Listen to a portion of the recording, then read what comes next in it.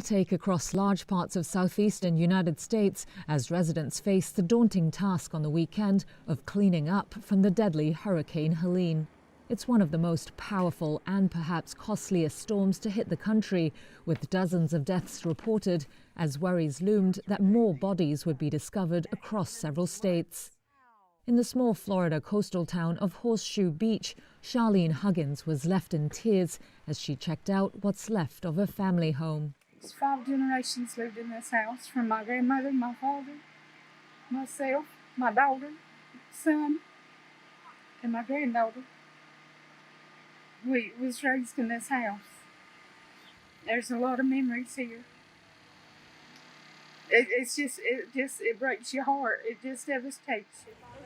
Damage estimates from Helene range from $95 to $110 billion, making it potentially one of the most expensive storms in modern U.S. history, according to the chief meteorologist of the forecasting firm AccuWeather. At least 3 million people remained without power on Saturday afternoon across 5 states, with authorities warning it could be several days before services were fully restored.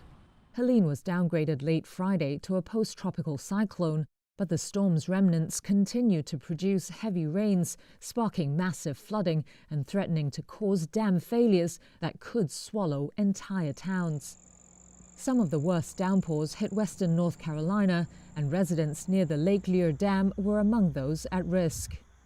George Carter described what it was like when the hurricane hit. Power went out, cell phone went out, and so there's no way to talk to anyone. Some of the neighbors came and knocked on doors, and we sort of communicated with each other, pouring in the rain.